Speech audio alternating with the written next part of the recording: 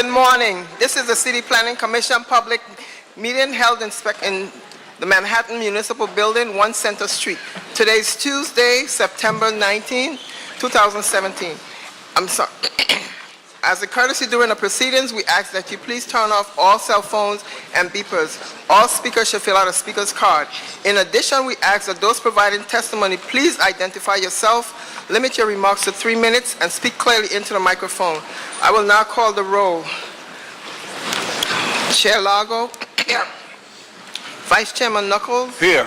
Commissioner Besser. Here. Commissioner Cantor. Commissioner Cerullo. Here. Commissioner Delausse. Here. Commissioner Dweck. Here. Commissioner Edie. Commissioner Efron. Here. Commissioner Knight. Here. Commissioner Levin. Here. Commissioner Marin. Here. Commissioner Ortiz. A quorum is present. The first item is the approval of the minutes of the regular meeting of Wednesday, September 6, 2017. Madam Chair. On the minutes, all in favor? Aye. Anyone opposed? The minutes are approved. Scheduling on calendar number 1, we have a resolution for adoption scheduling Wednesday, October 4, 2017 for a public hearing to be held in Spector Hall, 22 Reade Street. On the resolution, all in favor? Aye.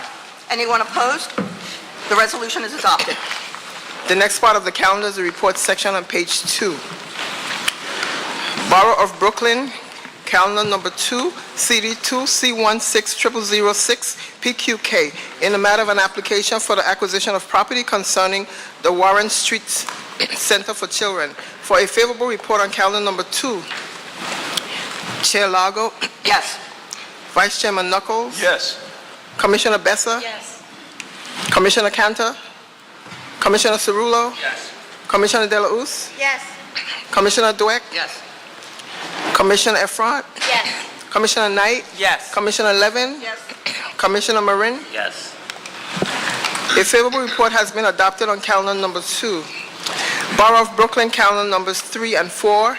Calendar number 3, CD2 C170400ZMK. Calendar number 4, N170401ZRK.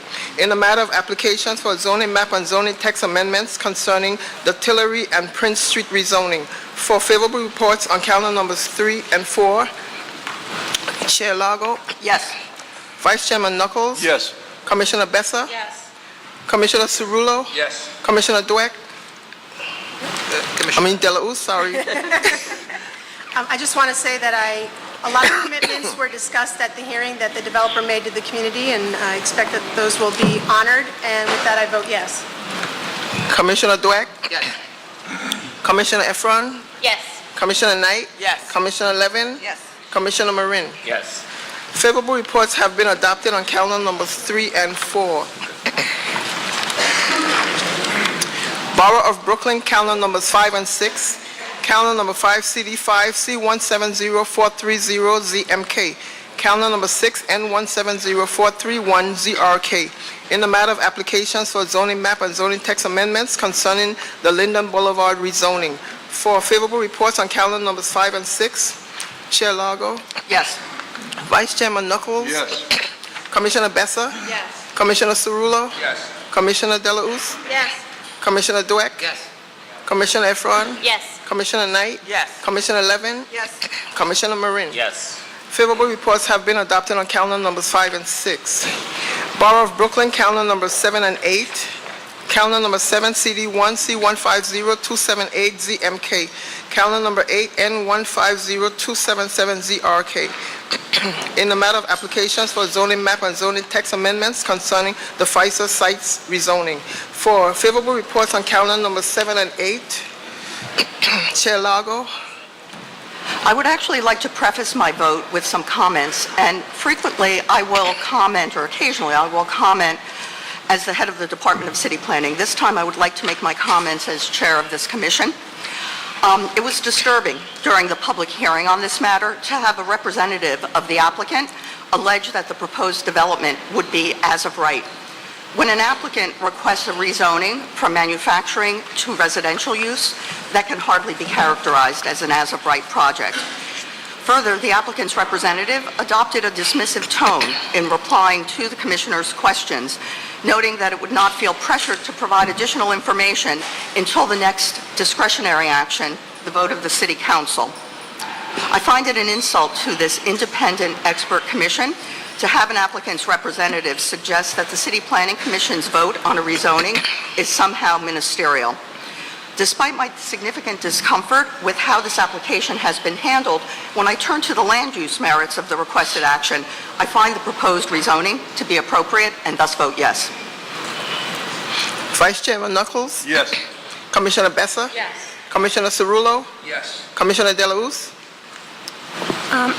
The Pfizer site discretionary land use action raises a number of concerns, namely the developer's history of not honoring commitments made to the community in at least one other instance, the fact that they have yet to disclose the project's bedroom mix, the fact that this project size could have required a large-scale action but doesn't, the fact that MIH doesn't sufficiently account for projects that seek a change in use from manufacturing to residential, and most importantly, that there's been a history of fair housing concerns and housing discrimination in this community.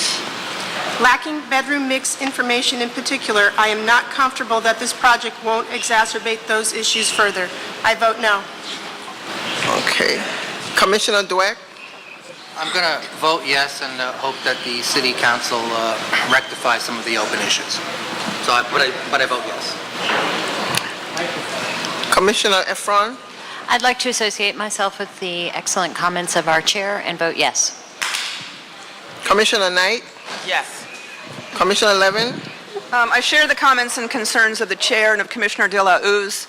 I think there's a lot of work that has to be done on this project to make it acceptable from the perspective of the housing plan. I do think that from a land use and zoning perspective, the rezoning is appropriate. I vote yes, and good luck to HPD. Commissioner Marin? Yes. Favorable reports have been adopted on calendar numbers 7 and 8. Borough of Brooklyn, calendar number 9, CD4, C170352, PQK, in the matter of an application for the acquisition of property located at 930 Flushing Avenue.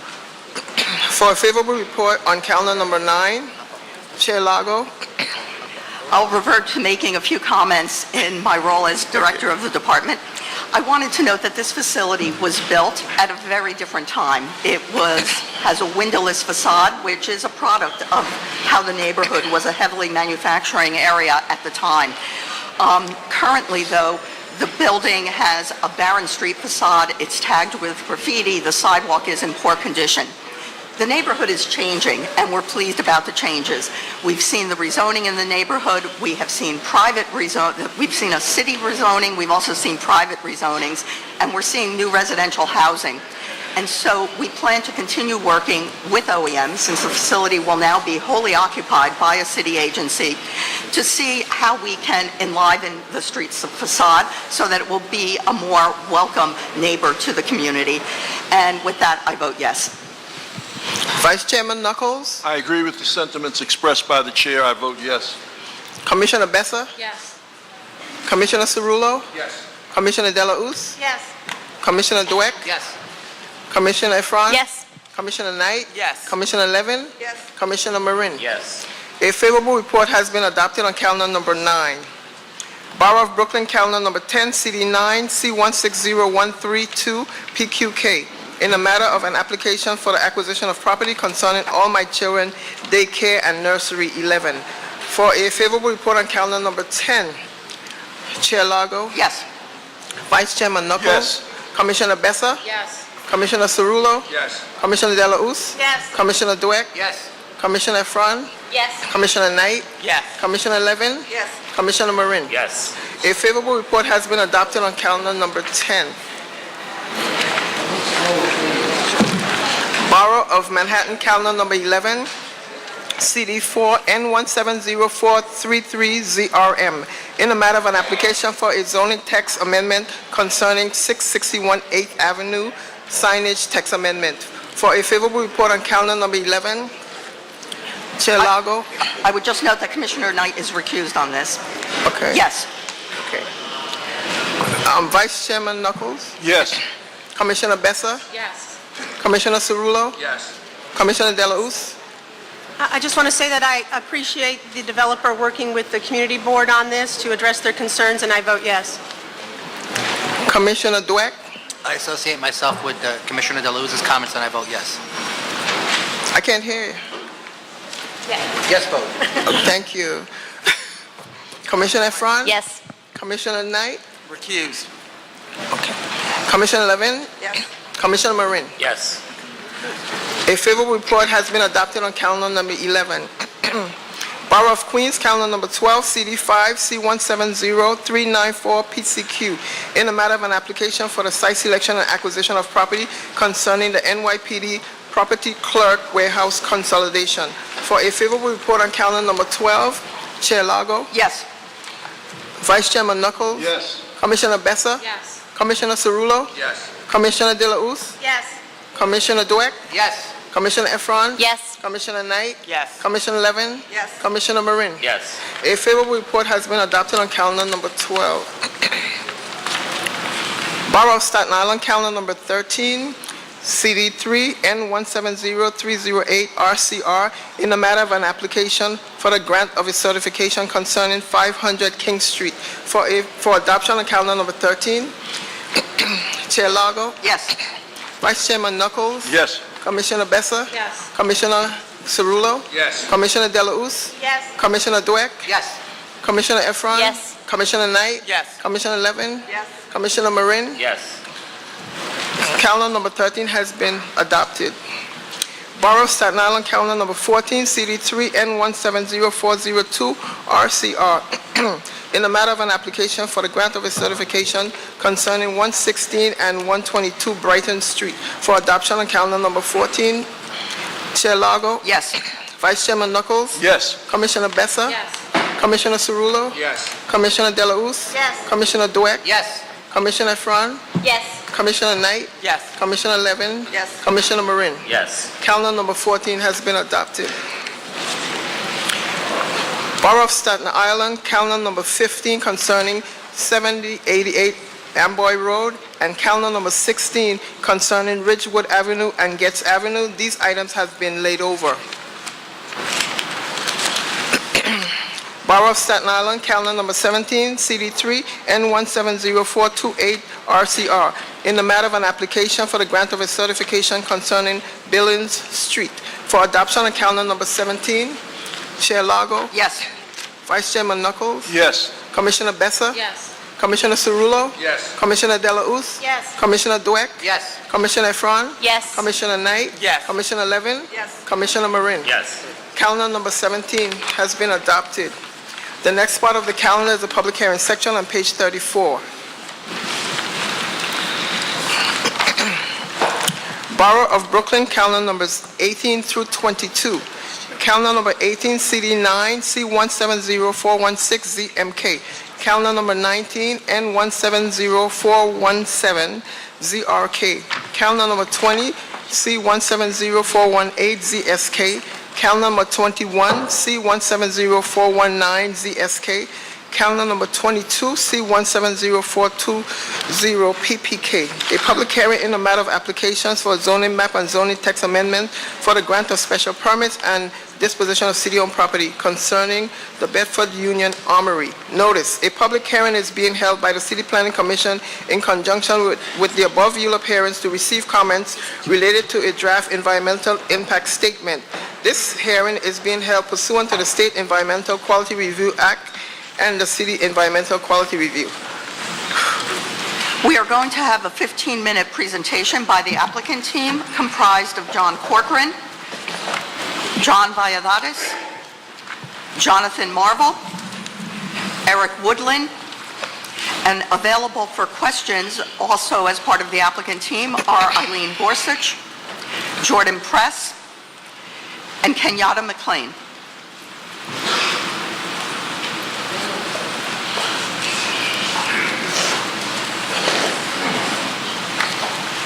Good morning, Chair Lago and members of the...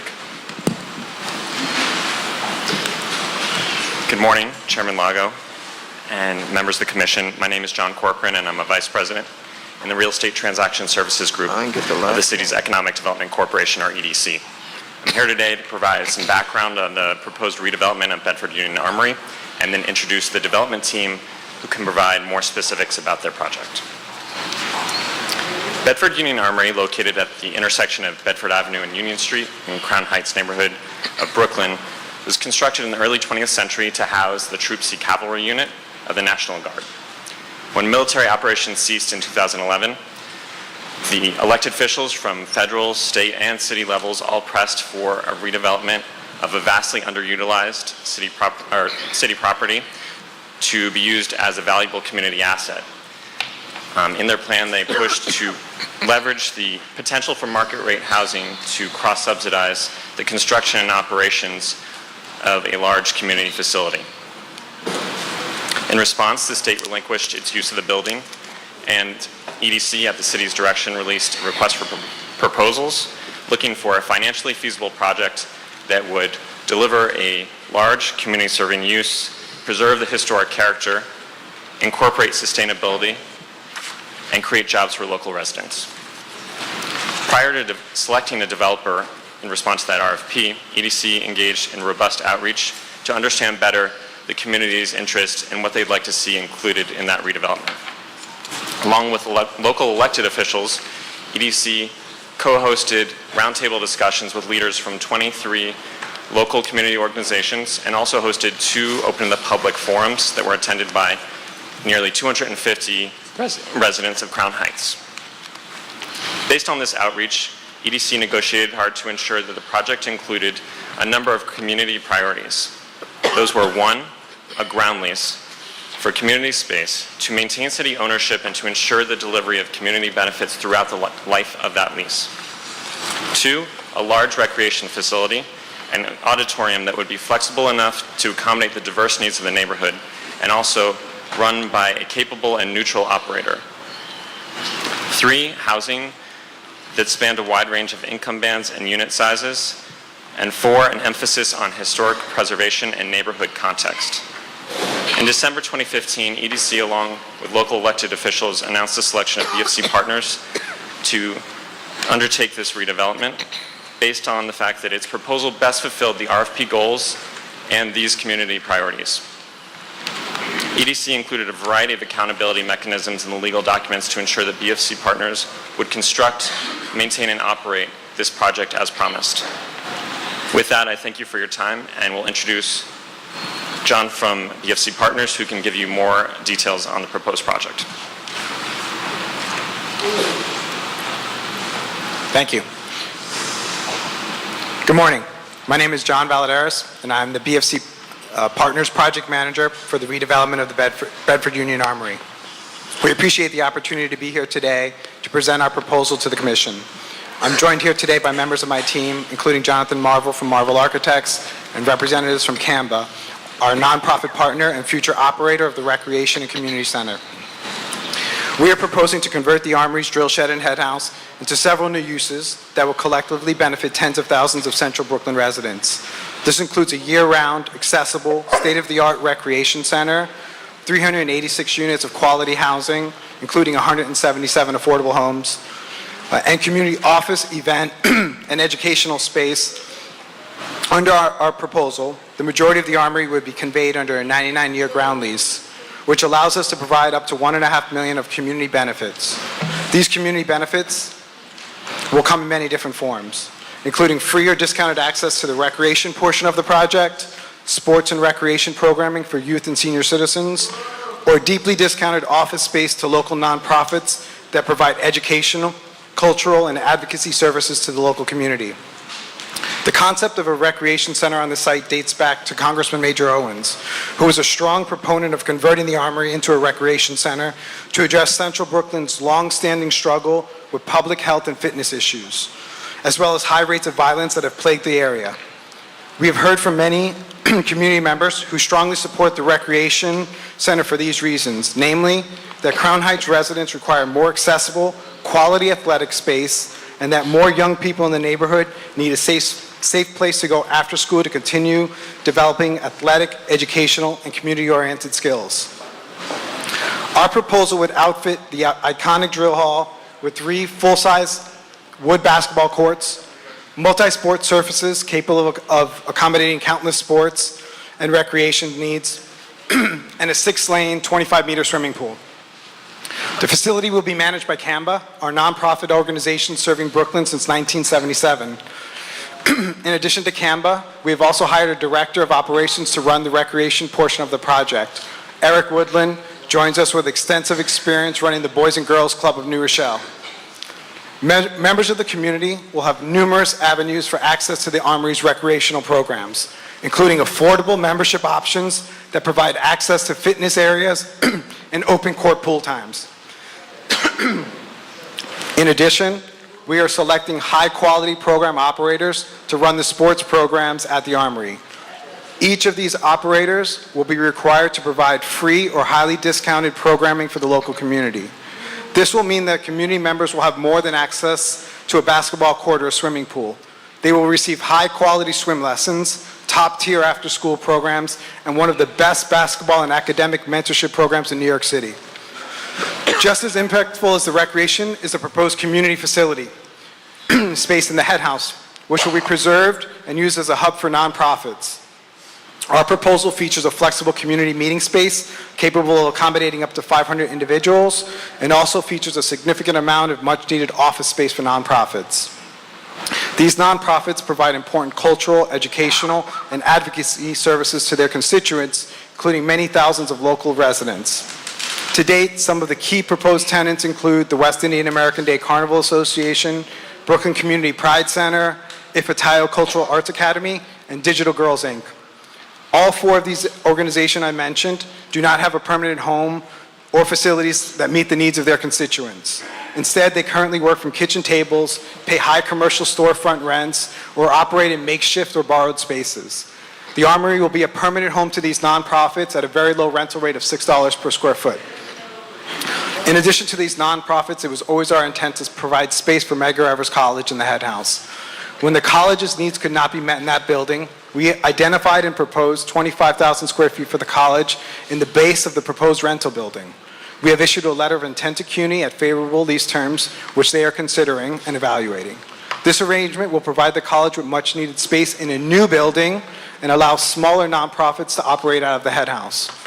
Finally, our proposal includes a significant housing component, which aligns with the Mayor de Blasio's long-term affordable housing plan, while also providing capital needed to develop and support the recreation and community facilities, thus making this project feasible. The condominium portion includes 60 units of for-sale housing. Out of these 12 units, or 20% of the condo units, will be set aside as affordable to middle-income households earning 120% of AMI. The proposed mixed-use, mixed-income rental building will include 330 units of housing, 118-car parking garage, and as mentioned earlier, 25,000 square feet of community facility space, which we intend to set aside for an educational user. 165 of these rental units, or 50% of the apartments, will be set aside as affordable to low and middle-income families. The proposed housing program would exceed the city's mandatory inclusionary housing program requirements. We are proposing to satisfy option 2, which requires 30% to be set aside at a maximum average of AMI of 80%. These homes will be permanently affordable. The proposed project's affordability breakdown is as follows. 67 units would be set aside for families earning 40 to 50% of New York City AMI. These units are consistent with the income levels in Community District 9, where 26% of the household income is between $25,000 and $50,000 per year. The remaining 99 units are set aside as middle-income units for households earning 110% of AMI, which for a family of 3 equates to an income of $94,490. Finally, there are 165 units of market-rate housing, which are needed to support the long-term financial feasibility of the entire project, including the recreation and community facility portions of the project. The final aspect that I'd like to speak to you today is our commitment to working with minority and women-owned businesses and hiring locally. We are committed to supporting the growth and development of MWBE contractors and to hiring locally from the community. We have set a goal of 25% MWBE utilization for construction and have committed to using NYC's Hire NYC program for local hiring both during construction and for ongoing operations. All employees will be paid a living wage, and we've reached a tentative agreement with 32BJ Building Service Workers Union for building service personnel in the housing portion of the project. When complete, the revitalized Bedford Union Armory will be transformed into something special for the community, built by the community, and just as important, it will be staffed and occupied by the community. I'm now going to ask Jonathan Marvell to speak a bit about the design, historic preservation, and sustainability aspects of our proposal. Thank you.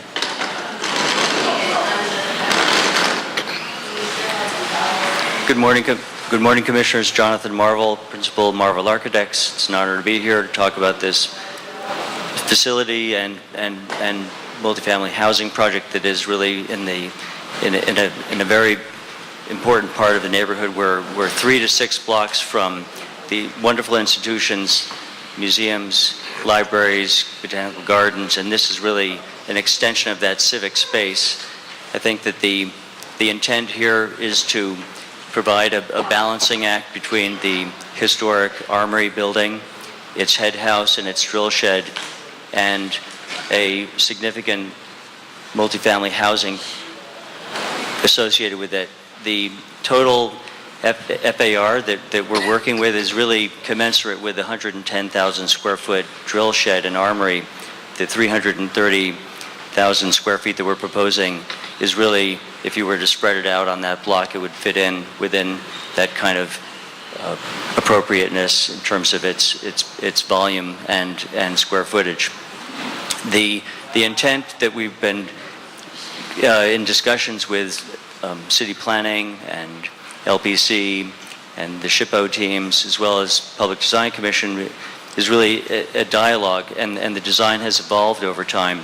We've really tried to centralize the housing component on the block itself and give it shoulders so that its height, which we're asking 180 feet above grade, its height is really different from the buildings around it. This is true, but not out of scale with the Armory itself, which is, as you know, a significant building in terms of its footprint. I think the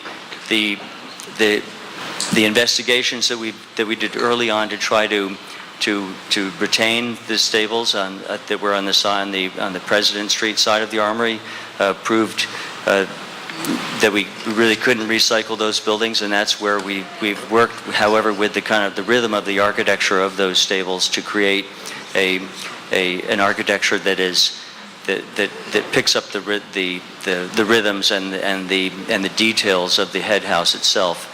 And the entrances along President Street for the residential building are all in line with each other. The Medgar Evers tenant, which occupies the second floor, comes in off the Union Street. So we really have given the residents a very strong and architectural facade, both all the way from the Bedford to the Rogers Street. I think the issues of sustainability are we're putting solar panels on the roof, we're using a cogen plant, and we have green roofs for all of the public spaces on the lower floors for the tenants.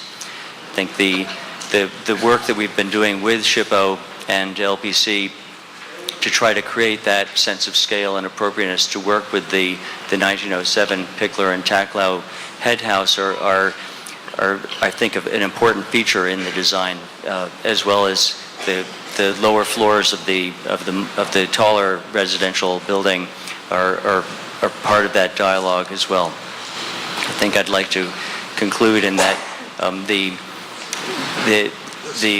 the importance of being able to provide all of the open spaces within the drill shed and provide all of that community space is the balancing act that we're trying to achieve with a very significant and I think architecturally important residential building.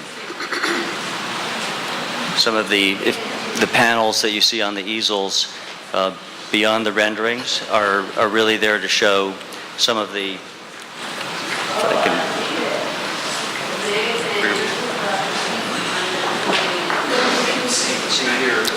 If you could please speak into the microphone.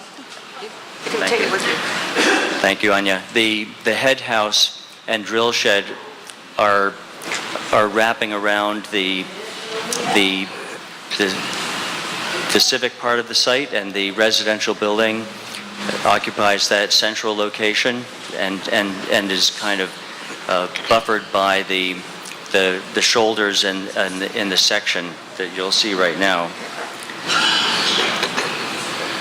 So that the scale of the drill shed, which is really the key part of this equation, allows the scale for the residential building to be in balance with it.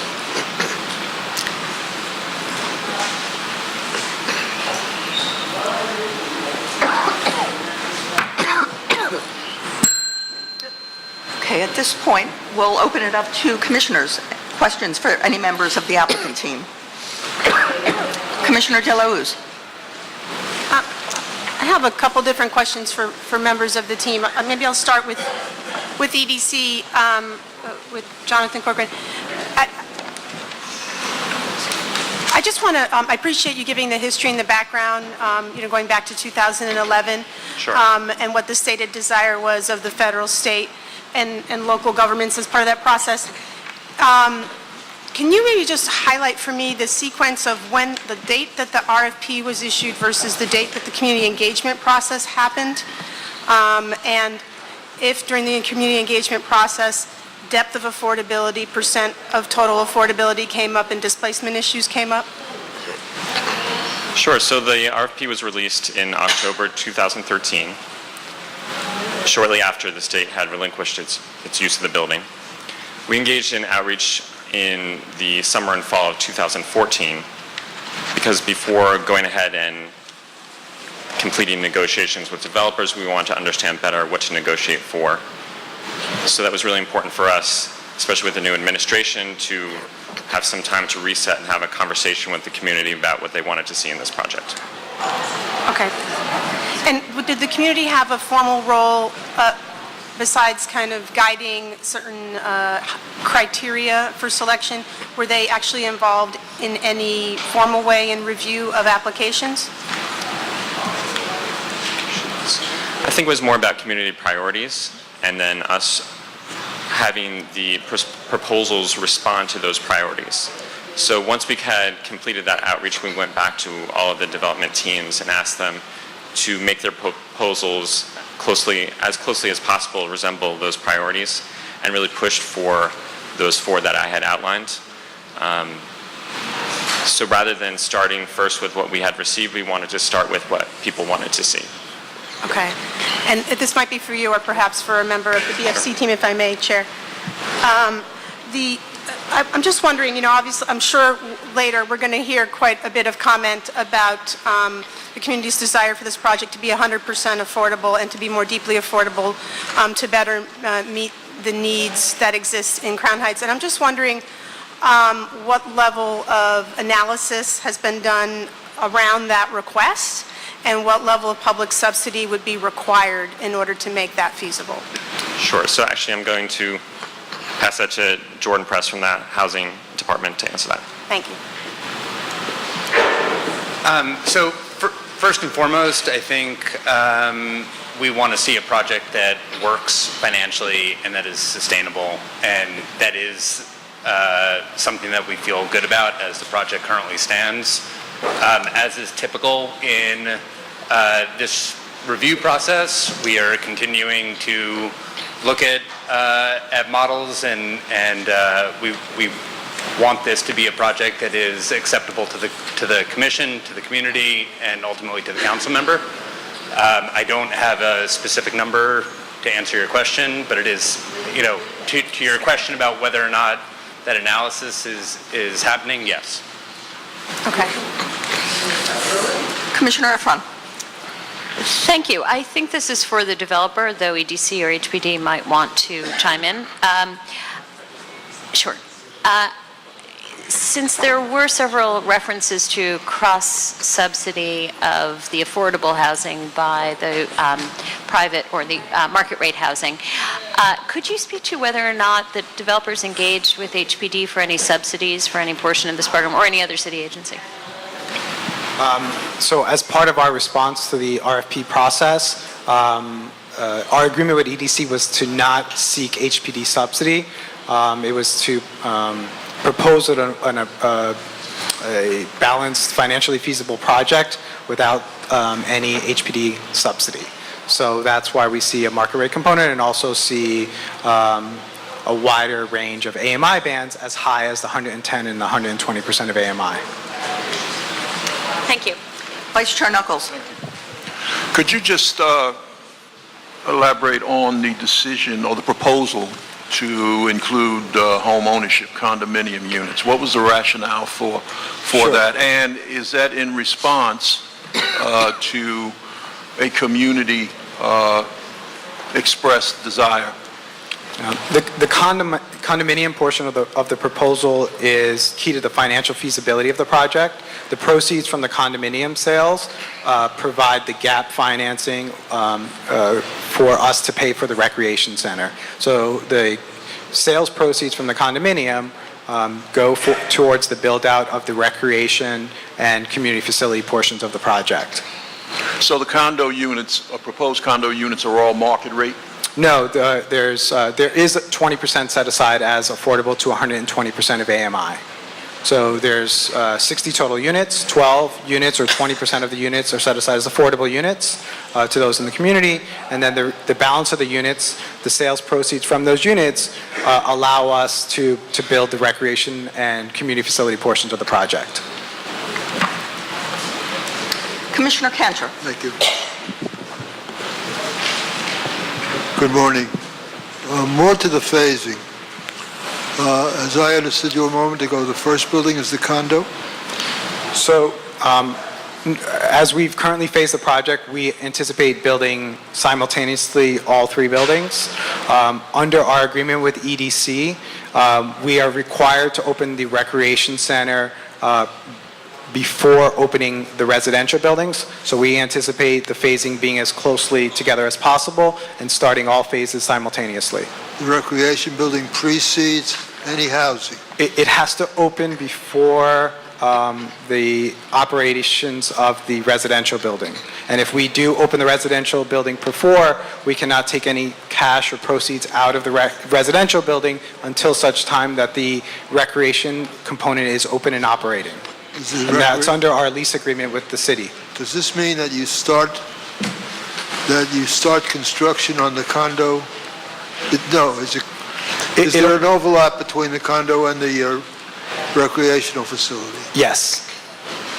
Can you speak, do you have any idea as to how that's been planned out? What I'm curious about is what is the relationship of the opening of the recreation facility and the first affordable housing units that are available for the public? They'll be phased so that they open almost simultaneously, and I believe our schedule is 24 to 30 months after public approval. So we'll start on the residential portions of the project, which have a longer lead time, and the recreation center, which has a shorter lead time because of it's a rehab and not a ground-up construction, so that all of the units are built simultaneously. One of the reasons for this also is we're providing the cogen plant, which provides energy to the entire site, and that's located currently, it's being proposed for where the condominiums would be located. So we need to finish the cogen plant in order to provide energy and utilities to the recreation center. But again, we anticipate opening all three phases almost simultaneously. Is that a commitment or a desire? Well, it is a desire. We have a commitment to the city under our lease arrangement where we are not allowed to take any cash or benefit from the residential component until the recreation center is open, and that is a legal commitment underneath our ground lease. Will that delay a TCO on the residential? We don't anticipate it will delay TCO at all. Is a TCO a requirement of this arrangement? I believe so, yes. Thank you. Commissioner Levin. Yes, thank you. You were eloquent at the beginning in describing the benefits of the recreation center. It's clear that that's a key piece of this project, but these facilities can be very difficult and complicated to plan and carry out. This commission has seen a number of projects for rec centers in, Coney Island, Jamaica, Flushing Commons. Some have actually managed to get built and others have gotten hung up. So I'm interested in knowing a little bit more about how you're going to assemble the expertise and undertake the planning to be sure that the rec center emerges as closely as possible to what you've displayed to us. And as a piece of that, I would ask you, you addressed the question of a subsidy to support the affordable housing. I'd ask if there's any public subsidy supporting the development of the rec center. So on the recreation component, I think that it starts with the team, and we've begun to assemble that team already.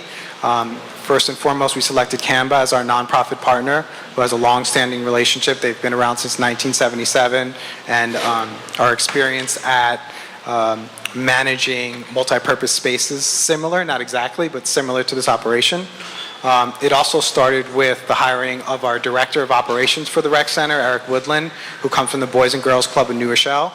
To show our commitment, we've made that hiring decision well in advance of the project even having a shovel in the ground because we wanted that experience. In addition to that, we've also started to select program operators to run the sports programs there. One of the program operators is Imagine Swim. It's one of the largest swim schools, if not the largest swim school in New York City, operating out of 14 pools. One of them just down the road from the Armory at Medgar Evers College.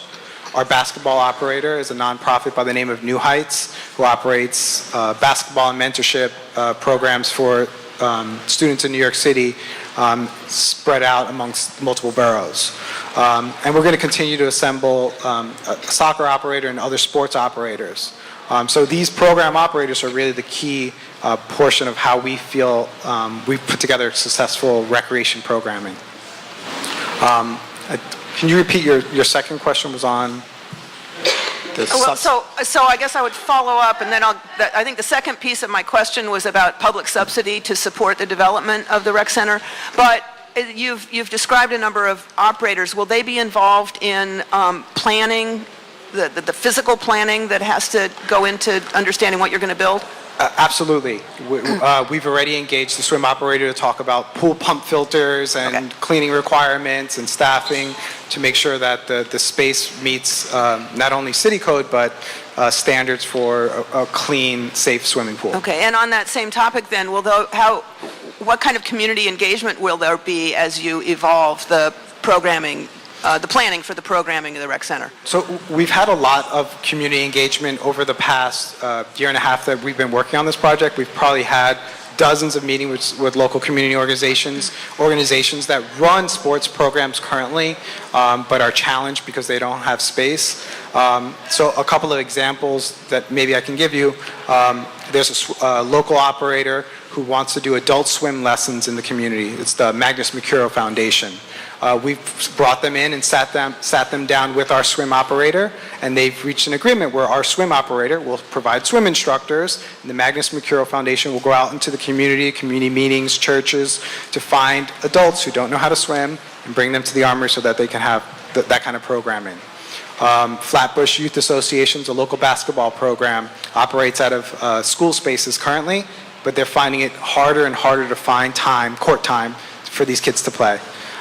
They charge the kids $20 for the season. It basically covers uniforms and maybe tournament entry fees. We've brought them in with organizations like New Heights to match them up so that they could find court time under the New Heights basketball courts umbrella, and eventually hopefully create a feeder program for New Heights kids to come into the New Heights program.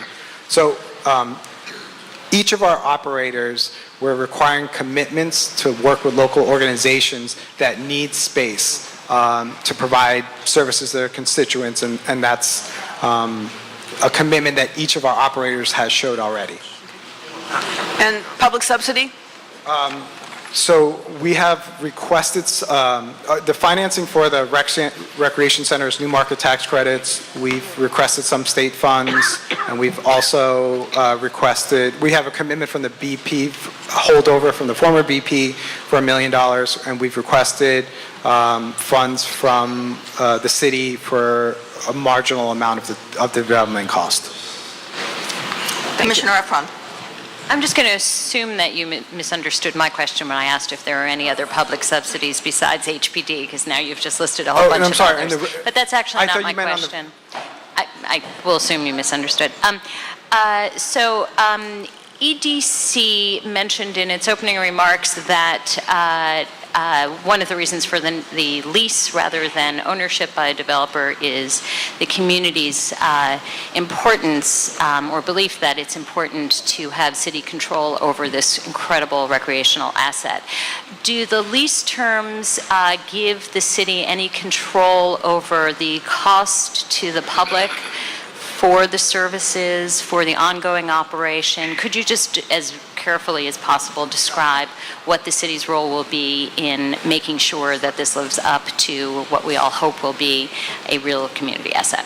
Sure. So this is really the central piece of the project that we were most concerned about ensuring that once it's built, it continues to serve the residents in a way that's affordable for them. And so we've set up a structure whereby we require at least $500,000 starting in year one and then escalating thereafter in community benefits. And as I think John mentioned, those could be delivered in a number of ways, either by discounted access to the recreation facility for individuals or for organizations like local schools who don't have proper recreation facilities. They could use the Armory at discounted or no cost during the day. And then also for discounted rent to organizations, nonprofits in the head house. So that's the bare minimum, is that amount. If that amount is not delivered in 2 consecutive years, the city has the right to terminate the lease. There's incentives to deliver more than $500,000. We'd like to deliver as much as possible.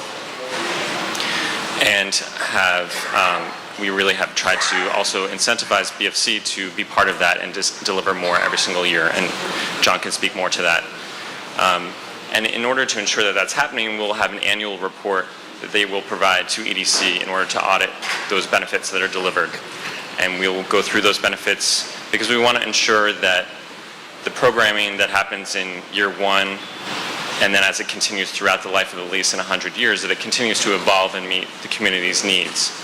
So we expect that the programming will have to change and will have to be dialogue with that, and the annual report will help us understand how those benefits are being distributed, to how many people are benefiting and at what rates, and whether it makes sense to just make certain adjustments to adjust so that more people could benefit and that programming can adapt as needed. Can I follow up? Yes. I would hope that there's a qualitative analysis and that the remedy is not merely based on whether they've succeeded in reaching a $500,000 threshold. And I'll give you a really good example that troubles me. Randall's Island has access for fields for public schools, but they don't have funds for the transportation from the schools to Randall's Island. So there are ways in which providing financial subsidy really only is part of the problem, and as a city agency, you have control over many of those elements, and I would like a little bit more detail on what the remedies are based on the terms of the community subsidy. The remedies for not delivering that subsidy, or for delivering in a way that... in other words, if it goes beyond just the financial $500,000 a year. Right, I think it'll be a dialogue, that's the bare minimum. Like I said, that would trigger a default under the lease. So we fully expect that the number to be much higher than that, and to have to then, engage with the developer and with the community and with the elected officials to ensure that that is meeting the community's needs and adjusts as it needs to adjust. In terms of the connections with local schools, actually in this area there are a number of local schools within walking distance. Great. And I believe that some of the operators are already working with Team First and others who deliver some services in the schools currently. And so the hope is that could work in terms of their scheduling for proximity, that the students could walk from their schools within blocks of the Armory, use the recreation facility, and then go back to their school. Thank you. Commissioner Delauze. Just to follow up on that exact point, I'm just wondering, has this annual report mechanism been used before by EDC for similar community benefits? So it's something we really wanted to be able to solve this issue that you two have both raised, which is very important to us. And so we looked across the city to try and find precedents for how to best address it. And it's something that came out of work that Asphalt Green has to do on the Upper East Side, and in connection with its lease with the city, it has to provide a certain amount of community benefits and an annual report that is explaining those benefits. So we took that as an initial precedent and then worked to try and improve that and make it such that, you know, not only do we have a bare minimum, but we also have incentives to deliver even more than that bare minimum every single year, and that it would be independently audited so we can ensure its veracity. And if I may, is there a comparison to similar types of recreational uses or facilities that are 100% nonprofit owned and operated, and what that would be in an entirely 100% private situation? I guess you can assign lots of different numbers. So the independent auditing is one way to verify that, and I'm just wondering what the comparables are in that situation, given the uniqueness, the variety that exists in the recreational world. Right. So that's one question. You know, if it's flexible enough, if the annual report mechanism is flexible enough to incorporate a variety of comparables that are both 100% nonprofit owned and operated and 100% market. And then the other is, in Asphalt Green, I don't know, or if EDC is open to the annual report also being shared with the community board and any local stakeholder group that may be created to help monitor the public benefits. All right.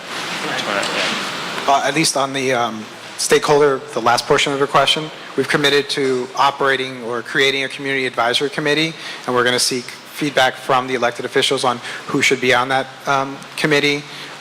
We've met with countless community residents that will make recommendations because they've been very active in providing us with the feedback and information we need.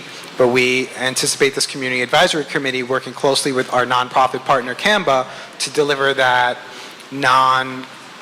quantitative analysis, but basically tell us, yes, you might be hitting the community benefit on the number side, but we need more basketball time, or we need more swim lessons, or we need X, Y, and Z instead of A, B, and C.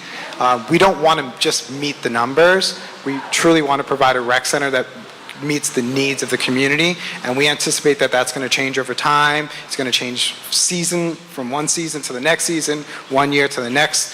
1 year they might want a lot of swim lessons, the next year they might have learned how to swim and now they want open lap swim time instead.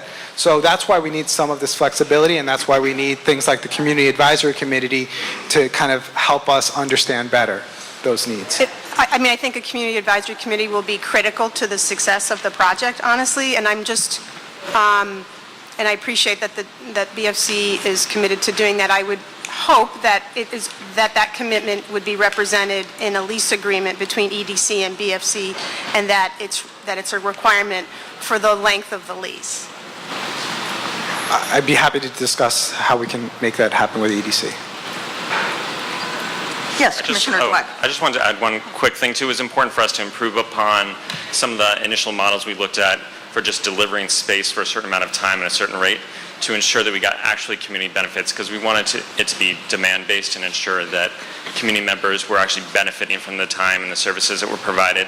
And so they only receive credit if someone's actually using what's being provided. So if there's discount basketball time, they would only get credit for the number of residents or local people who are actually using that time, not just for providing that time.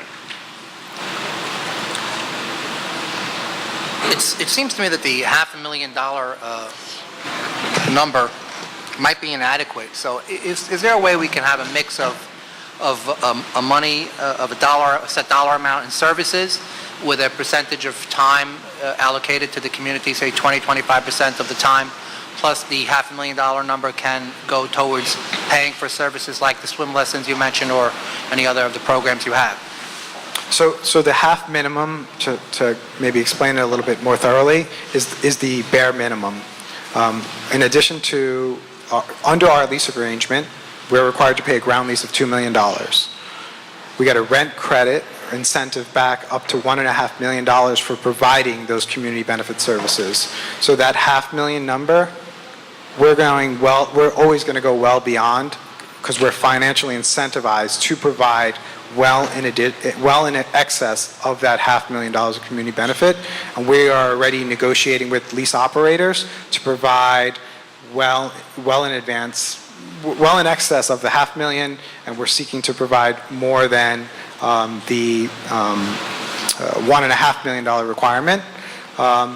The complexity of doing it financially and then adding a time constraint also on this is very difficult on this rec center. A lot of sports want to use the space at the same time. There's different values associated with different court time versus swim time, and adding a level of time in addition to revenue, I think would make it very complicated and really add a layer of complication that would not serve the community. Again, my concern is that the pricing, even charged to the not-for-profit scheme, might inhibit the use by the community. So, So many of the operators that we're serving, and maybe I can give one more example. New Heights, the basketball operator that I mentioned, is a nonprofit. They currently serve 200 youth, and actually their director's here, and I think he plans on speaking a little later today. They serve 200 youth, spread out maybe between 2 or 3 different boroughs. I think mostly Brooklyn, Manhattan, and the Bronx. And they serve after-school AAU basketball, and all their kids are required to school. They have a 100% high school graduation rate and a 98% matriculation rate. Not only that, once the kids go to college, they provide support for those students once they go to college as well. Their program is 100% free. By providing them space in the Armory, they're going to be able to double the number of kids that they serve, and have committed to a Brooklyn-only team. So that's 200 kids that are not being served by a basketball program now, maybe not finishing high school, not going to college, and not having mentors pushing them along the way.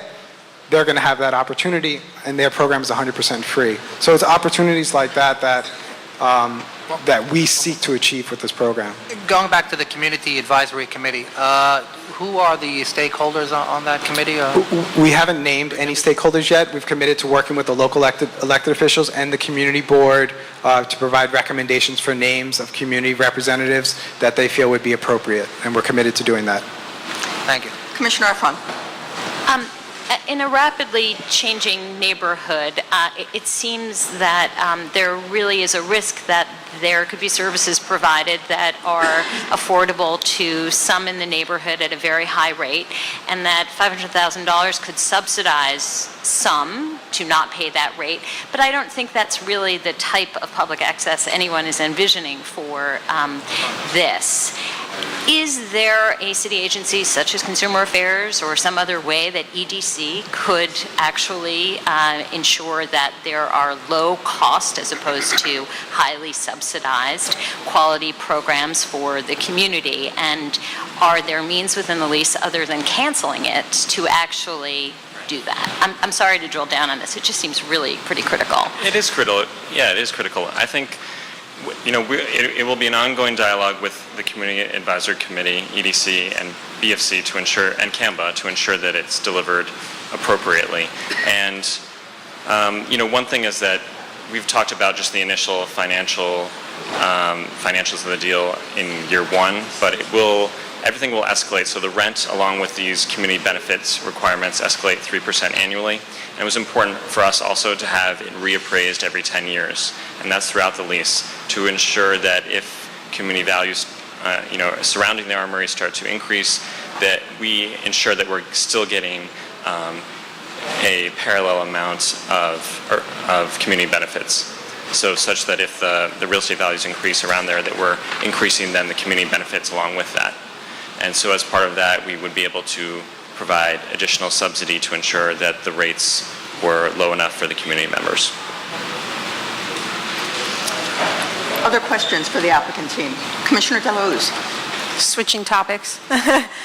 You reviewed the area median income information, and I appreciate you referencing the local community board information as part of that, because I think that's often left out of the conversation. I'm just wondering, though, if we could go over bedroom mix for the project, I'd find that helpful, both for the rental project and the condo project. I have that.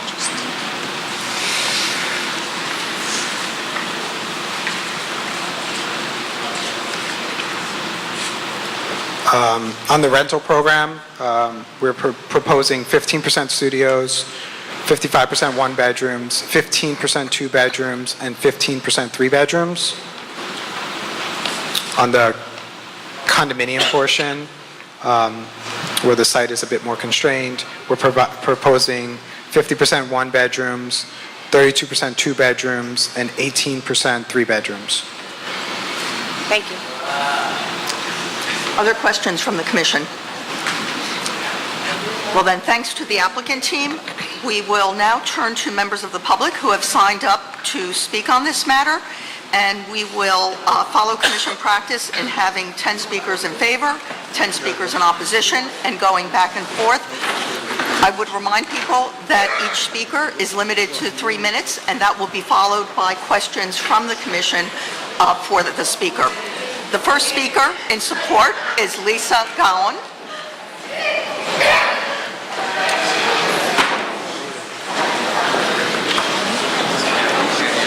Is Ms. Gowan here?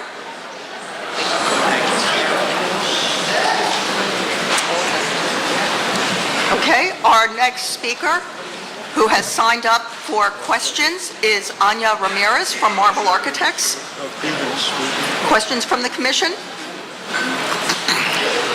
Our next speaker, also available for questions from the commission, is Guido Hartray from Marble Architects.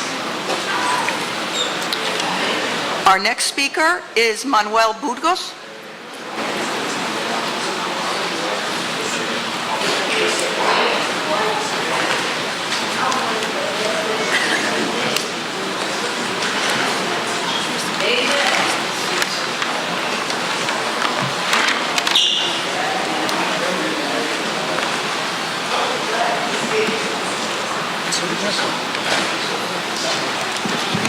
Good morning. My name is Manuel Burgos. I'm the CEO of By the Numbers Consulting Services, or BTN Consulting, an outreach and compliance firm based in Brooklyn, New York. BFC Partners engaged my firm almost 2 years ago to begin outreach to MWBE firms and lay a foundation for local hiring in the Crown Heights area. Our firm has been engaged before in these types of outreach activities, but never before so far in advance.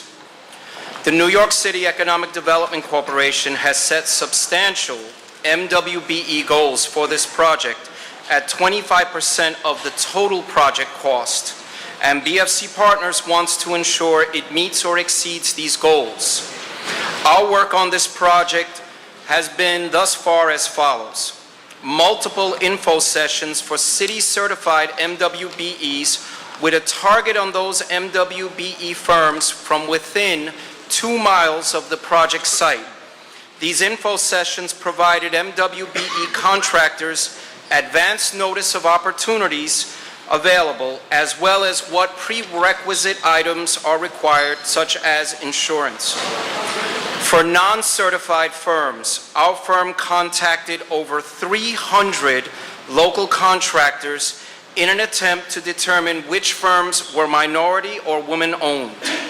These firms were invited to a special Get Certified event, putting them on the path to certification well before the start of construction.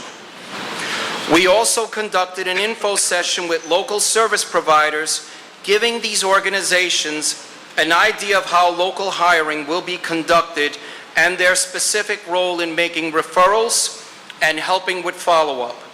To date, we have identified over 60 MWBEs in central Brooklyn, meaning near the project site, and assisted almost a dozen in obtaining their MWBE certifications. and this work is ongoing. We also identified a half dozen local service providers for local hiring partnerships. Should this project move forward as part of the ULURP process, the database of identified firms will be contacted and further outreach will be conducted to ensure that where possible, MWBE dollars and construction jobs for this project will remain in central Brooklyn. Thank you. Questions for Mr. Burgos? Yes, Commissioner De La Hoz. Ms. Burgos, thanks for being here and for sharing the information. I'm just wondering, given the outreach that you've already done and the info sessions that you've already done, where do you see the greatest gap between what the project needs in terms of goals for the MWBE and what you're seeing thus far in the neighborhood, in the 2-mile radius?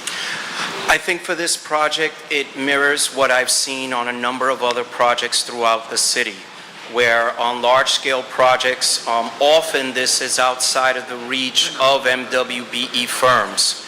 In order to mitigate that, like on other projects, we seek wherever possible to get smaller firms to joint venture, either with each other or with larger firms. And to the credit of the city has offered extensive technical assistance to these firms to establish the joint ventures, because it is a complicated thing establishing that contract legally, but doing it far in advance with as much notice as possible is one of the ways to mitigate that. Thank you. Vice Chair Knuckles. Mr. Burgos, are you focused only on construction jobs, or are you also looking into permanent jobs? Currently, our work is on the construction jobs. However, probably very early on in this initiative, it will also focus on the permanent jobs.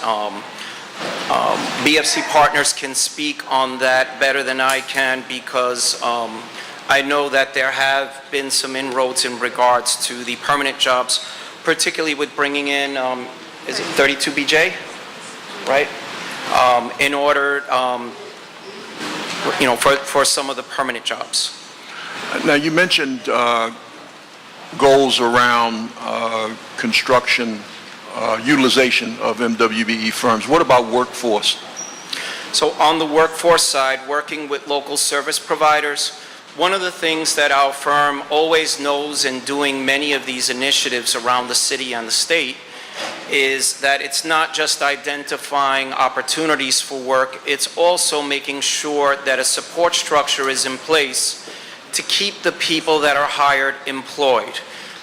There are reasons people are not working, and often it is not just because there aren't opportunities available. Construction work is very early work, so an ability to get up early, to show initiative, to do the work that's completed, sometimes is a challenge. And so by tying in local service providers right from the beginning, there is a support structure in place. Anything from repeated phone calls once someone is hired to make sure that they are showing up for work, that there aren't any issues, to regular communications with the project manager. No, I got that. What are the workforce goals? So the workforce goals are established by the city through the Hire NYC program, which is 30% of all new hires come from within the community. And you define the community as? Well, community board? How do you define the geographic description of community? The Crown Heights community.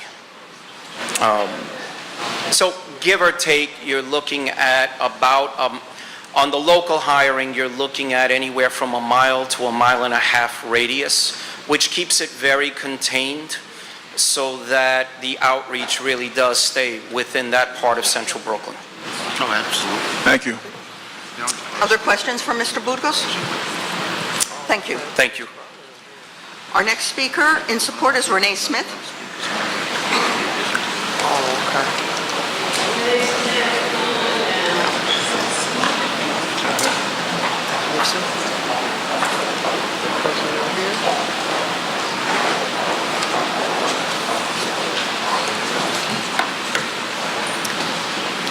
Good morning.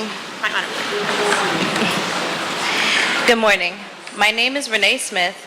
I currently serve as the Associate Executive Director at Ife Tayo Cultural Arts Academy. Ife Tayo Cultural Arts Academy is a community-based arts and cultural organization dedicated to supporting the creative, educational, and professional development of youth of African descent in central Brooklyn and its surrounding areas.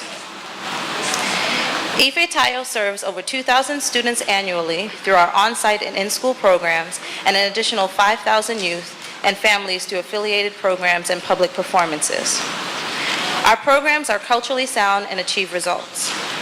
Over 90% of our graduating high school seniors enroll in college, and 90% graduate from college with the assistance of our Financial Education Institute and Individual Development Account program, which offers 2-to-1 matched funds for every dollar our students save. Our students are more likely to engage in community activism and less likely to be involved in violent incidents due to their engagement in culturally relevant activities, which include creative expression. For 29 years, we have served youth ages 2 through 18, adults and their families. As a result, our families remain engaged in programming on average for 5 years or more and through multiple generations. We have been seeking a permanent home located within the communities we serve for the past 20 years and have had to use creative solutions in order to remain accessible to our families. Over the years, programming has occurred in a hospital, a daycare center, a duplex apartment, and in public schools because we haven't been able to find a permanent, affordable, and sustainable option due to the increase in commercial rents, which makes it impossible for nonprofits to remain in the communities that they serve in central Brooklyn. We have a mandate from our board of directors to find a permanent home in our community. So all developing properties with a community use mandate happening in our community is under review as a possible home base.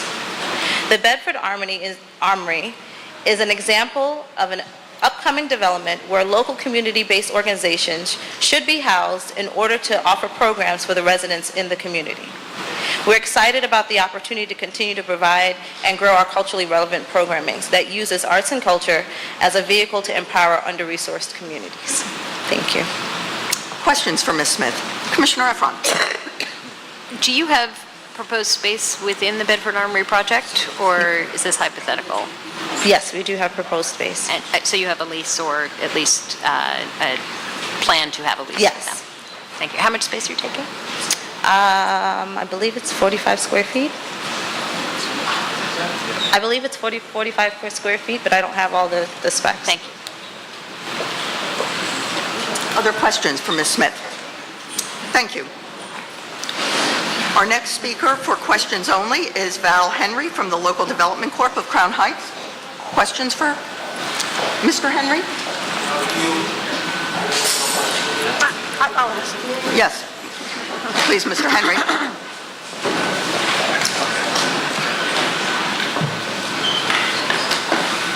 Good morning. Hi, Mr. Henry. Thanks for being here. I'm just wondering, could you talk a little, share a little bit about your organization and the role that you're going to be playing in the project? I'm sorry, I didn't hear your question. More about your organization and the role, the proposed role that your organization would play in the project? The Local Development Corporation of Crown Heights has developed low-income senior and affordable housing in Crown Heights since 1987.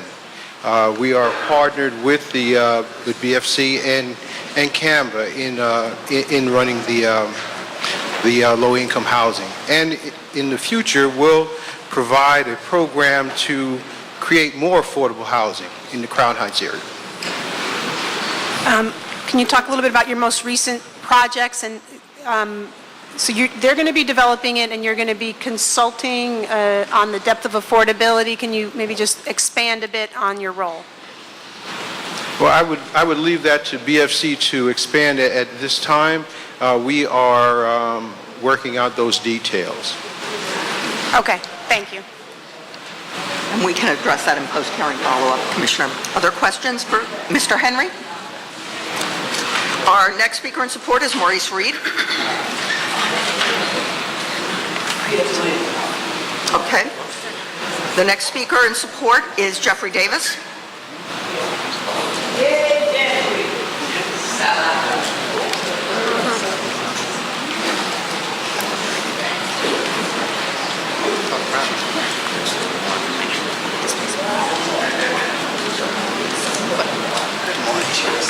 Good morning, Commission. How are you? District Leader Jeffrey Davis, and I'm also the founder. Okay, and I'm also the founder of the James E. Davis Stop Violence Foundation. We've been an organization that's been in existence for approximately 25 years, addressing violence in this particular community and abroad, through the arts, through education, GED programs, peace walks, and a number of activities, concerts, just recently. This particular community, Crown Heights, over the years, lost a lot of wonderful, wonderful programs, activities. For example, there was a movie theater right there on Eastern Parkway, a couple of blocks away from the project. That's no longer there. And then on Bedford Avenue, there was a bowling alley. That's no longer there. And then when you come down Empire Boulevard, so I'm doing the radius. When you come down Empire Boulevard, there was a bowling alley. That's no longer there, and also a bingo hall. So the community had a chance to have activities going on in this particular radius.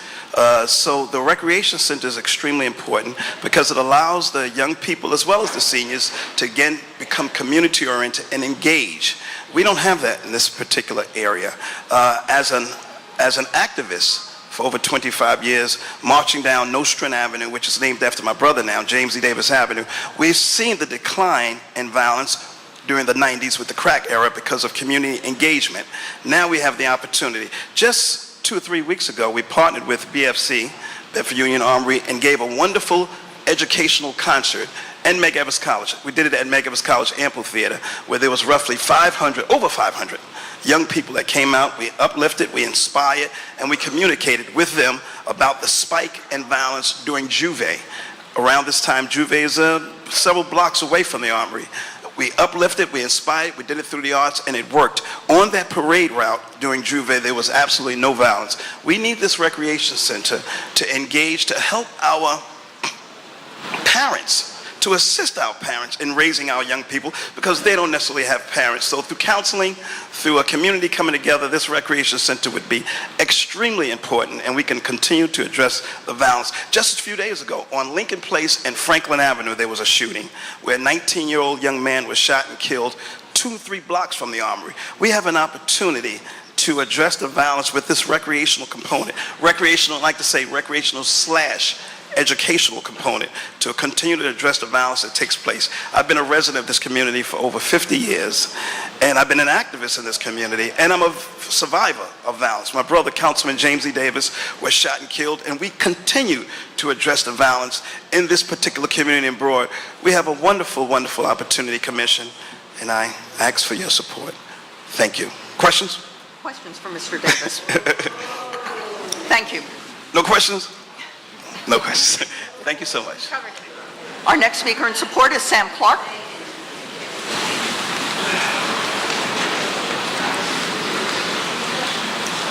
Sam Clark.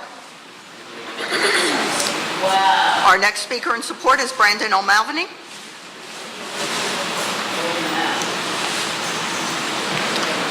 Hi. Thank you for your time today. My name is Brendan O'Malveny. I'm with Imagine Swimming, and we will be the aquatic facility operator at the Armory Recreation Center. Swimming is a life-saving skill.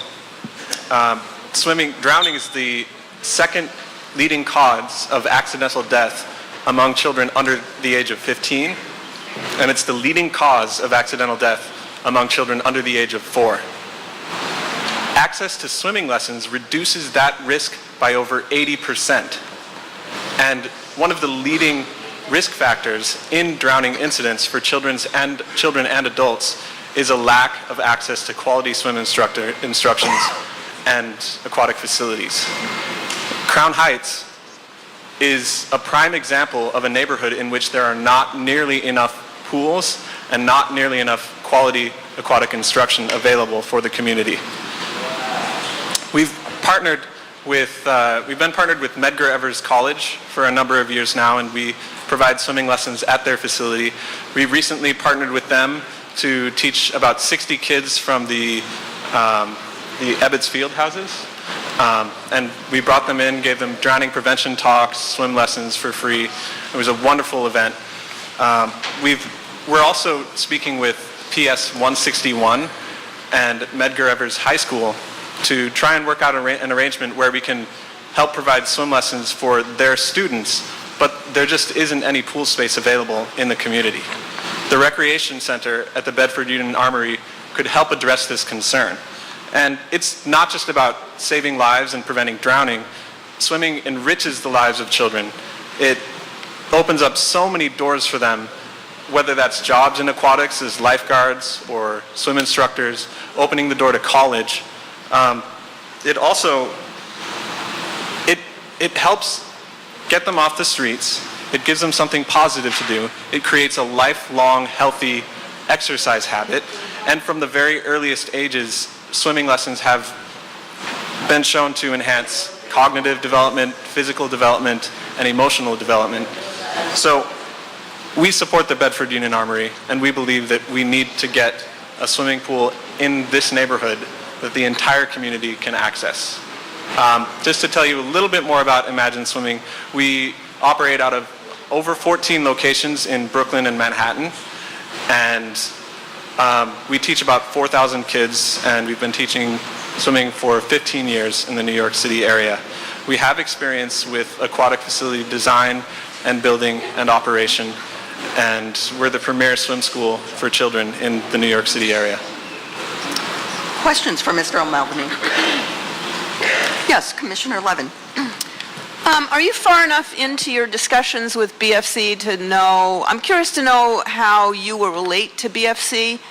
Will they provide funding so that you can hire the staff you need to carry out your programs, or is that all on you and private fundraising?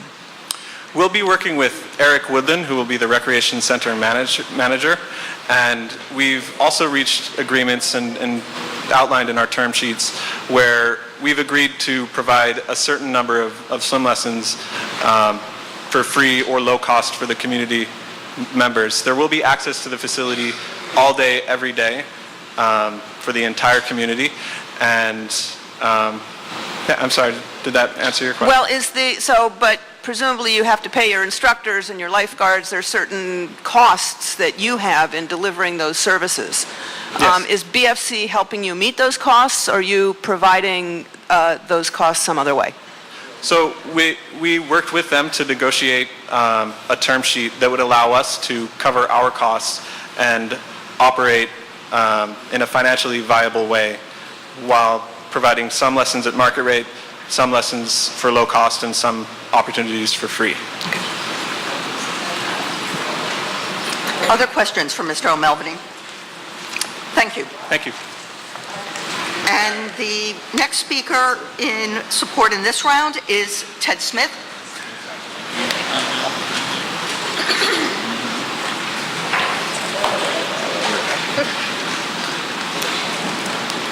Good morning, everyone. Thank you for your time. My name is Ted Smith. I'm the Executive Director of New Heights, one of the programs that was mentioned before. I'd like to start when I talk about our organization with our mission, which is to educate and empower promising inner-city youth to be leaders, champions, and student athletes by developing the skills necessary for success in high school, college, and life. So our program, as John referenced earlier, takes young people who have a passion for basketball, which is arguably the most popular sport here in New York City that kids across the city want to play, and leverage that passion for basketball by combining mentorship, academic support, and high school and college prep services. So we've been in operation for 12 years now as a nonprofit. We work with over 200 youth from grades 4 to 12, providing ongoing academic support, as I say, high school and college prep support, and have a proven track record. In our 12 years, we've maintained a 100% high school graduation rate, a 98% college matriculation rate, and as our youth are now going on to college, we've maintained a 75% college graduation rate. For us as an organization, and despite all of our successes, we're a fairly nomadic program. We don't have a home gym. We have a very small office space, which doesn't support all of the academic support and tutoring and staffing that we have. So we currently operate out of more than 15 different sites throughout New York City, primarily in Brooklyn, Uptown Manhattan, and the South Bronx. And finding space to run our programs is increasingly more difficult. So this opportunity at the Armory and partnering with BFC and the local community is a game changer, not only for us as an organization, but I think to really make a deeper impact in the Crown Heights community and youth and families around the area. We really feel that we want to come in and make this our home and be able to serve as many youth and families as possible. Again, John referenced this before. We work with a little bit over 200 youth now. We feel that we're going to be able to expand our program, our year-round intensive program, to serve, double that, more than 400 youth. And I think also partnering and working with other basketball organizations and schools in the community, which we've already started conversations with, to really make an impact on youth and families across the community, so that we become embedded in the community with the youth and families and provide opportunities not only to develop as basketball players, but more importantly, develop as students and help students and families navigate the high school and college process, and ensure that they're going to college and then ultimately graduating from college. So we're really excited about this opportunity and appreciate your time. Questions for Mr. Smith? Yes, Commissioner De La Hoz. Can you just talk a little bit about what services you're providing to youth in Crown Heights currently? I mean, of those 200 are a percent from Crown Heights We have a currently? small percent that are from Crown Heights. About a little over 30% of our youth come from Brooklyn. A few of them are in Crown Heights. But I think for us, again, because of our nomadic nature at the moment, I think the exciting thing for us is that this is going to become our home, and we're really going to focus on serving kids primarily in the Crown Heights community. And similar to the question that Commissioner Levin asked of the gentleman from Imagine Swimming, would you be responsible for fundraising to reach, to double your program size basically and to have a deeper footprint in Crown Heights? How would that work out? Yeah, I mean, we're currently working on on a lease and term sheet with them, so we'll finalize the specifics moving forward.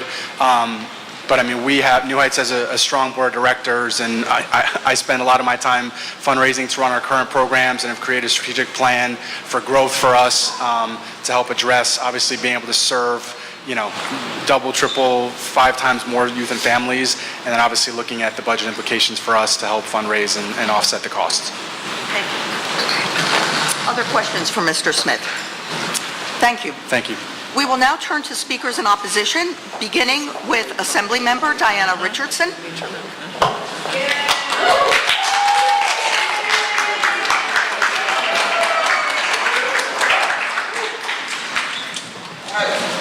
Good morning to every commissioner on this New York City Planning Commissioner and everyone under the sound of my voice. Good morning.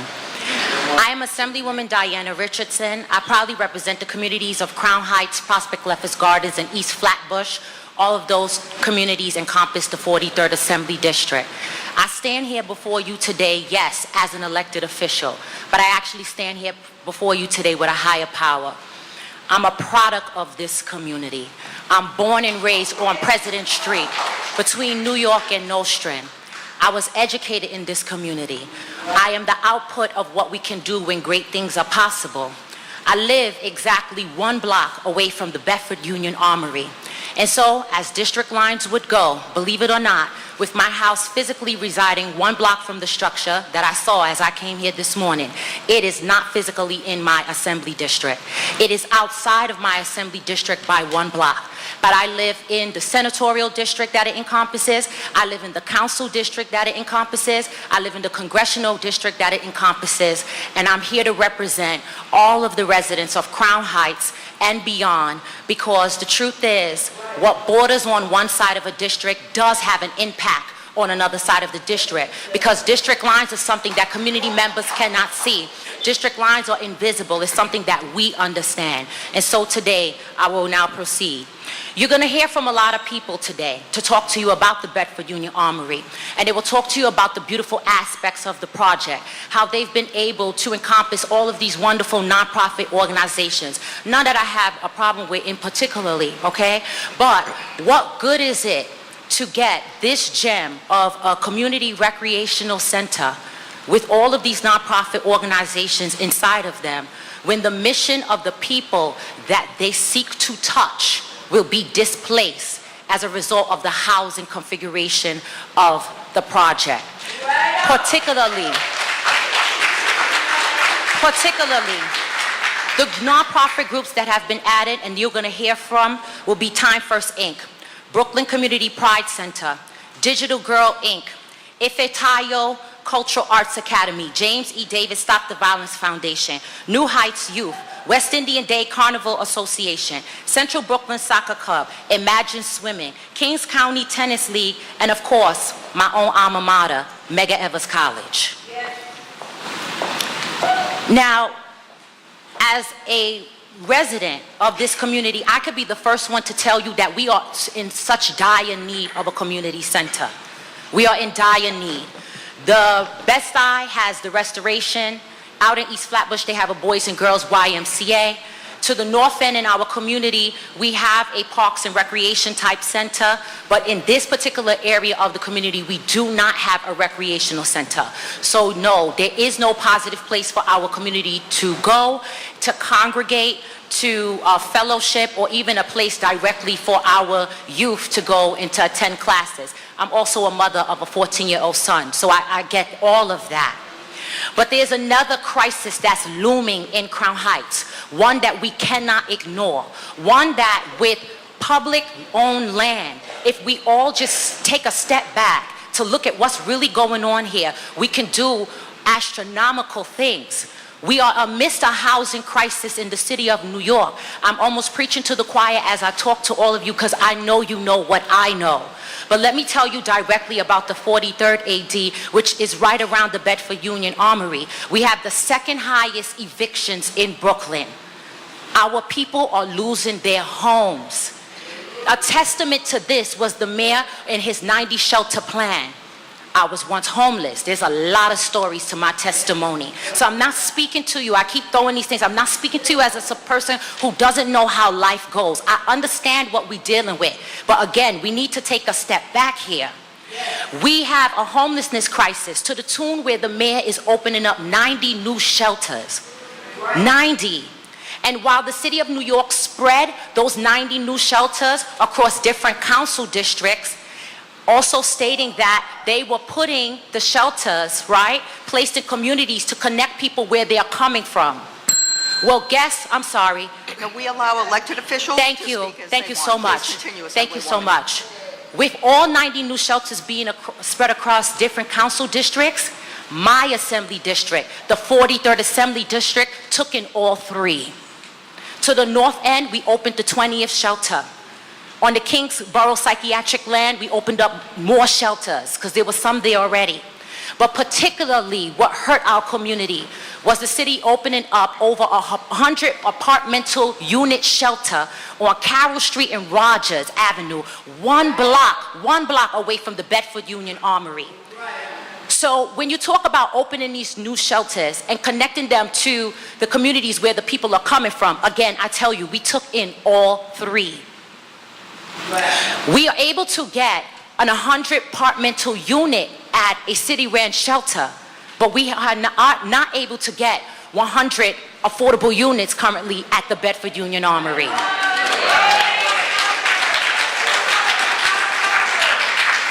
As it stands, the word affordable, see, language is a very powerful thing. The word affordable, when said to a person, makes them think about their means and think that they can afford it. But the word affordable is being used very loosely here, and we all know it. We know in the city and the state that the area median income is calculated at the federal level. We know that is not in tune with our communities, but yet and still, we still use this configuration to determine affordable housing. This is the main problem here. My AMI in our district is $40,000 to $45,000. We are not the working class at this point. We are the working poor. And the new HPD calculations, I believe, for a family 3, and correct me anybody if I'm wrong, came in about $95,000. When you are using these configurations to determine affordability, you totally miss the Crown Heights community. You totally miss them. Now, this is not to say that there are not working professionals in our community making six figures that need affordable housing too. I understand that reality. But here's another reality. We are talking out of the two sides of our mouth. We say affordable housing, we also ask for who, because not one apartment is affordable to one senior citizen in our district living on a social security income. Not one. I ask us to look at the face of who is homeless. We all stood up fighting for $15 an hour. Not one apartment is available to someone making $15 an hour, which is $30,000 a year. Understanding that the minimum wage is not even to $15 an hour yet. What are we really doing? When we talk about people going homeless, the face of the homeless has changed. It is people who are working every day, who are scrapping trying to make ends meet, but they just can't simply get a break. And we are under siege in our community. I did a bus tour just yesterday with some stakeholders in my district. Almost every block has development on it. And you know what it is producing? What we call luxury. And you know why we call it luxury? Because it's like double what we can afford. So it is a luxury to live there. So there are people in our community who are essentially, by every data, and let the record please reflect that I sent a letter to the Department of City Planning, and I'll ensure that everyone sees it. Let the record reflect it. I did send that. But there are people who are in need in the central Brooklyn community. There are people who are losing their homes. I hope today that my words can bring a humanistic lens to what is happening on the ground in Crown Heights. It is easy to stand up here and talk about all the beautiful things that the Armory can do, all the jobs that people can get. But what good is a job when you don't have a home? Right now, 32BJ is the only union that has signed on to that project. And it hurts my heart, I put that on the record, because they're not standing with the spirit of the unions, because it was the unions who fought for $15 an hour, and it was 32BJ at the forefront of that fight. So I often wonder where our priorities really lie, where we are in leadership positions. Are we looking for something that is only gonna benefit us in the short term? And then at the end, we displace an entire community surrounding, because the impact zone and what's gonna happen with this project is extremely large. Or do we take into consideration what is really going on at the ground, understanding that this project started long before the situation got this dire? That's why we need to take a step back. And if we don't have the proper funding to truly make this project affordable, then maybe we need to just, again, take a step back. But to keep pushing it through every stage of the ULURP, where the community is saying no, and we are busting out at the seams and asking for help, I mean, we have to really ask ourselves about our legacy, because I hear a lot of people talk about that. When we end and people look back at us, will they say we left a mark, or will they say we left a stain? Thank you. Thank you, Assemblywoman.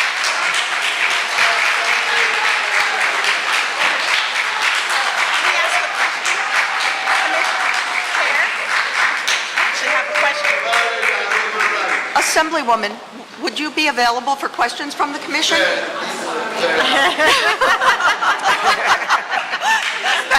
I was like crying in my speech. My heart is crying. Yes, ma'am. Thank you. Commissioner Delos. Thank you so much for being here. I think you've eloquently laid out a number of the community's concerns for the project. I'm just wondering, especially given the knowledge that you have of the community and in your role as Assemblywoman, and given the governor's recent announcement of Vital Brooklyn, has there been any discussion about whether or not the state could play a role in helping to fill the gap that might exist in some of the subsidies, so that some of the depth of affordability that is so vitally needed in the community could actually be provided? Is there a role for the state in this project, I guess, is what I'm asking? Well, thank you for that question. And yes, recently, last legislative session, I say about April, we raised the Bedford Union Armory to the governor. And with his vision for Vital Brooklyn, it is taken into consideration all the state-owned land, but he focused more so on SUNY downstate land, which is in my district, and the Kingsborough psychiatric land, which is in my district. The goal for Vital Brooklyn is to try to really cut a lot of this red tape, and he said he really didn't want to dabble into that. We explored that option already. I'm sure that the state would pitch in for us to provide subsidies, but to be very honest with you, we have not been able to have a real fruitful conversation with BFC partners, with the EDC. It was a big struggle for us to even get the financials for the project. So how do we talk about further financing a project to make it more affordable when we can't even see where the financing is coming from? Let the record please reflect. We even had to foil them to get it. So they're standing up here as though, you know, they're trying to work with everybody, but that is not what has been going on in the background. Thank you. Other questions for the Assemblywoman? Okay, this time it's for real. Thank you. Thank you so much and have a wonderful day.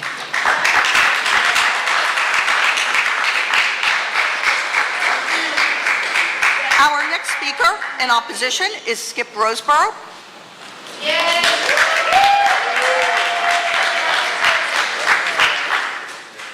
Good afternoon.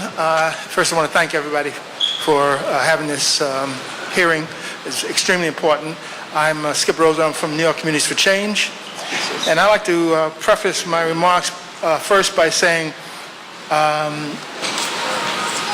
want to address the Commission, the nonprofit seeking space, and the Crown Heights community. We can provide everything that BFC promises and for less, because we don't need to take $100 million or more out of the project and out of the neighborhood, speaking for the community, all right? So I think we can do the same thing that they're promising, but we can do it without a profit motive, and we can serve the community in a better way on into the future. Rents in New York City have been abnormally high for decades because of greedy landlords, developers, and the complicity of government. Projects like the Bedford Union Armory and others are making this already epidemic rent crisis even more dangerous and moving us further and further towards a new tale of two cities.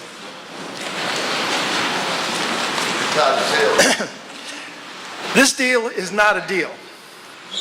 Developers get the project for $1 and get taxpayer money to help move it forward. Some of that tax money comes from the people of the community who are going to be gentrified out of the community that this project is supposed to benefit.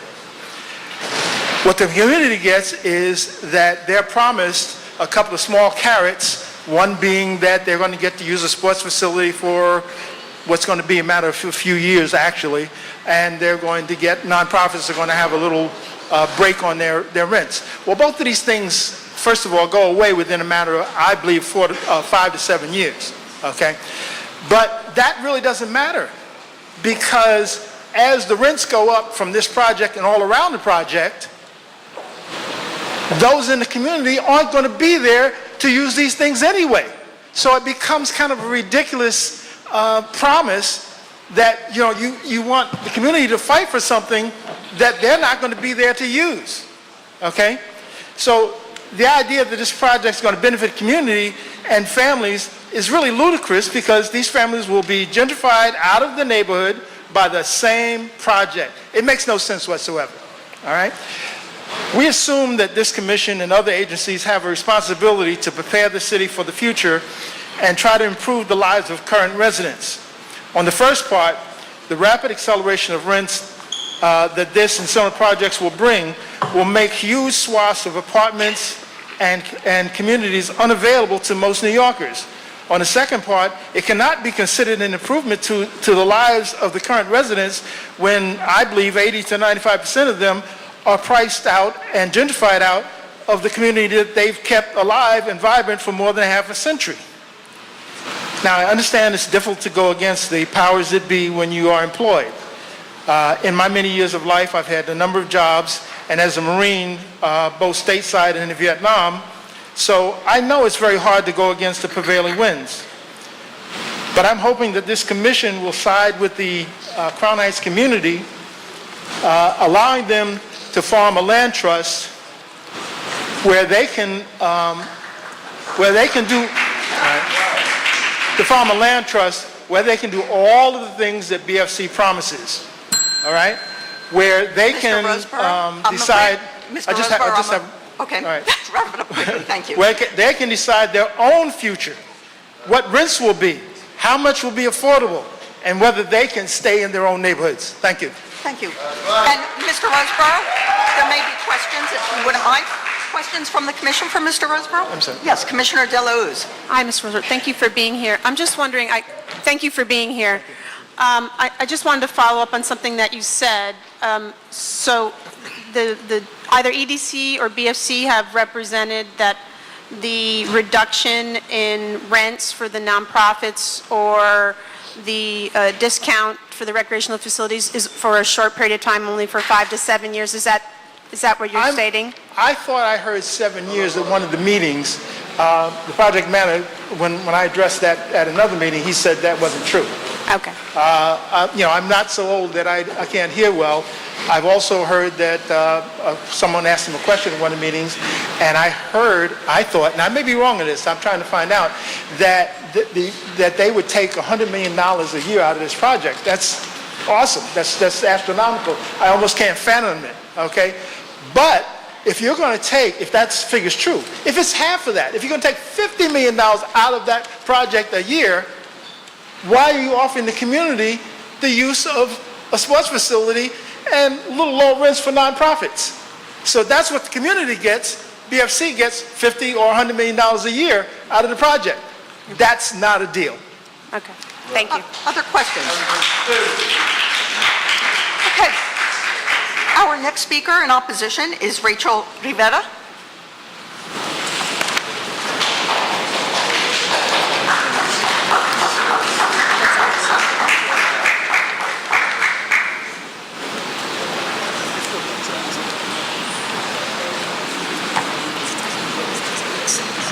Good morning. My name is Rachel Rivera. I am a member from New York Communities for Change. And thank you for the opportunity for me testifying today. As a long-time resident of Brooklyn, I have experienced firsthand the effect of this administration housing plan. I am a single parent of 6 kids. I've been displaced, I've been discriminated, I've been harassed from my landlord for some time for eviction and for the past 4 or 5 years where I'm staying at. After Mayor de Blasio's rezone in East New York, I have been harassed even more. I have been going through a lot of things with my landlord, discriminated, harassed, like I said. It's sad. It saddens me, to see Crown Heights being sold out right under their noses, out of the community's noses. At the Bedford Armory, the mayor looks to sell off public land to luxury housing developers with no regard for the homelessness crisis in this neighborhood. I have experienced homelessness. I would not wish for anyone in Crown Heights to get evicted or evictions where it's commonly known to this day. We need more low-income housing, not luxury condos, not luxury condos and retails. I hope that you realize these greedy landlords and developers are the only ones benefiting from the deal of the Bedford Armory, while people like me and my family are struggling to pay constant rising rents. This deal would not only bring more gentrification, more displacements, more stress to the community that's already under attack. I would continue pushing through the housing policy to push the rich over the working class. Crown Heights, like many other Brooklyn neighborhoods, is filled with people who need more affordable housing, more good-paying jobs, better public resources. I urge you to vote down the public armory, protect the start putting those people over profit. Thank you. Questions for Ms. Rivera? Thank you. Our next speaker in opposition is Vaughn Armour.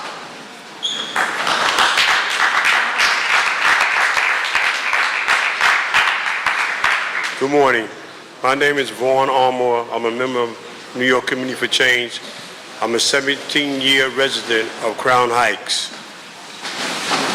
And unfortunate that I moved to Crown Heights 17 years ago, and my companion, she had lived there already. Unfortunately, she passed last year in September. She was a fighter for the Crown Heights residents, especially for kids. That was her specialty, education in Crown Heights, especially District 17. She fought very hard for it. Also, I'm a drum instructor, and I've been doing this for since 1975, so I've been working with children in the Crown Heights area too, and also in Bedford-Stuyvesant. Now, this Bedford Union Armory is having a great effect on our community of Crown Heights. For example, when my companion died last year in September, my landlord, her son called the landlord that very next day and said, "Mr. Landlord, my mom's died yesterday." You would think a person that lived in your building for 42 years, you would say to the son, "Oh man, you have my condolences, anything I can do for you." The next words came out of his mouth is, "What are you going to do about the apartment?" That's not right. So this is the kind of effect that is happening on our community. I live in the building, he sold the building, now we got another person coming in, another entity coming in, and what they're doing? They're coming in, starting harassment already. Water leaking all in the people's apartment, they took the gut out the old apartment, they bring it up to market value, and they're changing piping and water leaking on the old apartments. They're not doing nothing. So this Bedford Union Armory already, it's not even built, and this kind of effect it have on the community. I see my longtime residents that live in my building. I live in a rent-stabilized building.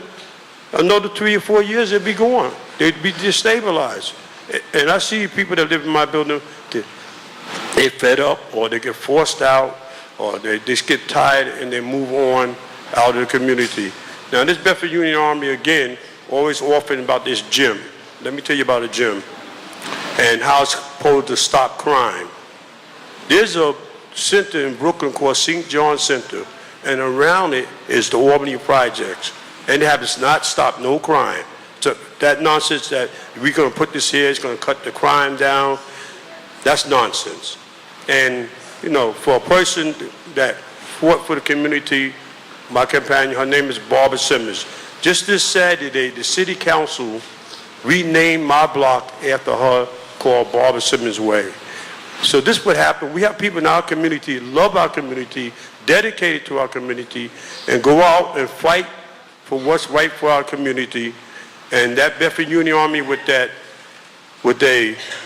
luxury apartment and they townhouses and they $56 million condos that's going to be on Presidency side, it's not affordable for us.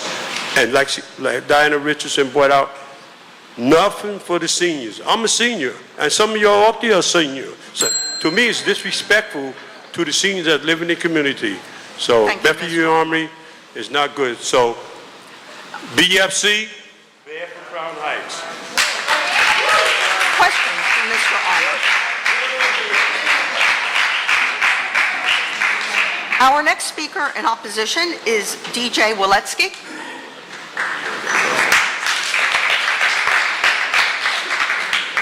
Hi, I'm a resident of Crown Heights. I grew up in Prospect Heights. I've lived here for over 30 years.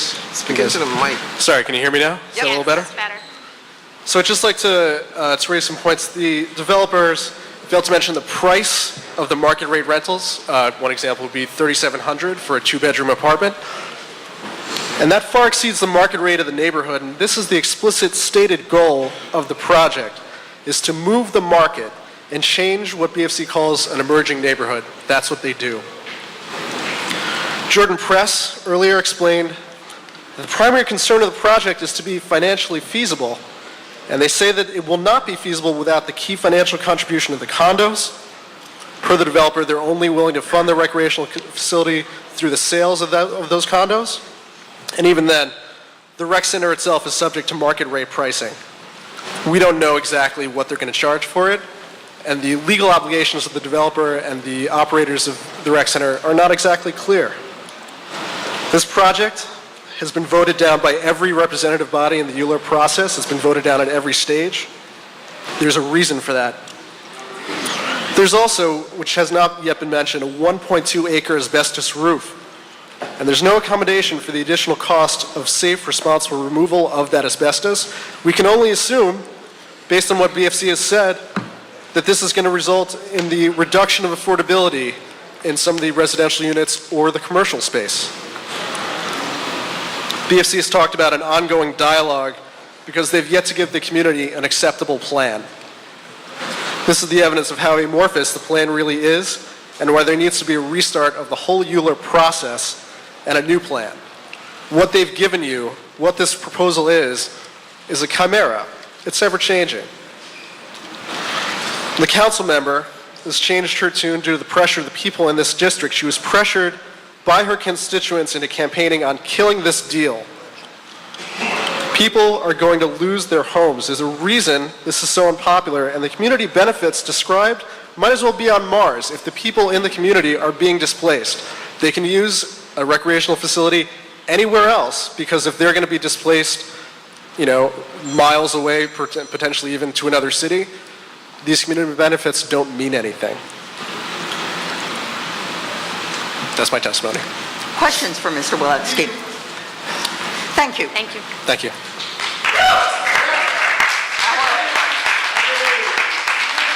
Our next speaker in opposition is Bertha Lewis.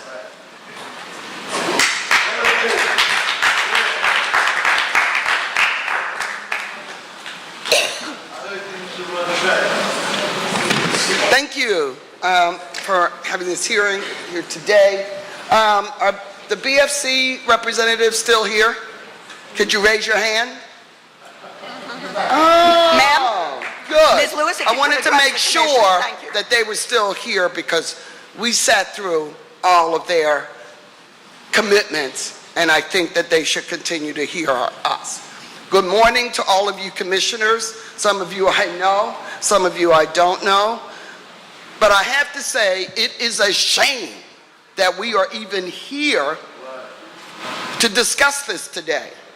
It's an outrage that this sham of a deal is even coming before this body in this form.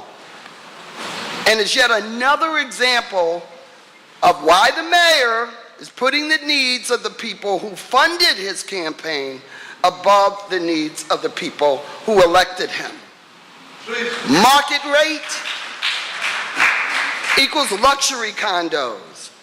Market rentals are luxury rentals. What is luxury doing on public land?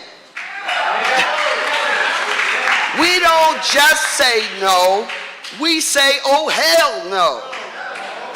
Public land means that it belongs to us, to the public, not to BFC, not to Don Kaposha, or any other developer who wants to take our resources and profit from them, while barely giving the community crumbs just to gnaw on. We have gotten up, we've spoken out again and again and again against this abomination, but the city continues to ignore the will of the residents. The community board said no. The borough president said no. The city council member said no. And yet, we are again discussing the same plan that has only 18 units that are affordable to anyone that lives in that community. Even the EDC came before you and said, well, we put out the RFP first and then we engaged the community. Really? Doesn't that seem a little backwards to you? There's only one way forward here. As we have told you over and over and over again, a community land trust would protect this public resource in perpetuity. Not only would it generate housing that the local community can actually afford, recreation, community land trust. Thank you, Ms. Lewis. Education, community land trust. Nonprofit office space, community land trust. This is not a zero-sum game. Ms. Lewis, the I'm current afraid we're plan going to have to... takes $100 million out of this project. If it was a community land trust, you would only have the community getting $50 million. This body, Thank you. for once, needs to vote no for once community land trust. Thank you. Questions for Ms. Lewis? Questions? Yes, Commissioner Delauze. Hi, Bertha, thank you for being here. Hello, Commissioner Delauze. I'm wondering if you, obviously the fact that the administration laid out a ground lease versus selling the land, which is obviously something that had been done in the past, I'm just wondering if you could maybe highlight the top 2 or 3 benefits from a community land trust approach versus the 99-year lease approach. First of all, in a community land trust, you could actually have, for once, really experienced nonprofit and for-profit developers that could work together. So you can also reap the benefits of a nonprofit developer. And there are many benefits. The same subsidies and tax breaks and funding is available to a land trust. The other thing is the community itself is the board of the land trust. You can decide that the AMI is the neighborhood AMI as opposed to the federal AMI. You can also decide that you can give a permanent home. So the notion that a land trust is not viable, it was never even considered. And so what we're saying is this: every promise that's being made, because I've worked for 30 years in this community, and I worked with Major Owens to actually get a recreation center and to do it in a nonprofit way. And yet, I'm sorry to say, we fought really hard for it, couldn't get it until a for-profit developer says, let me build luxury. So I wish this board would look at community land trust models. We'd be more than happy to send information to you so that you could actually see how a land trust works and what the benefits could be. There is an alternative. We don't have to just accept that the for-profit developer has the only answer. And again, I do want this board to know that the developer actually said that they would change the project. Ms. Lewis, Nothing ever changed. And so Ms. with Lewis, a if land we could trust, stick you wouldn't have that problem. Other questions?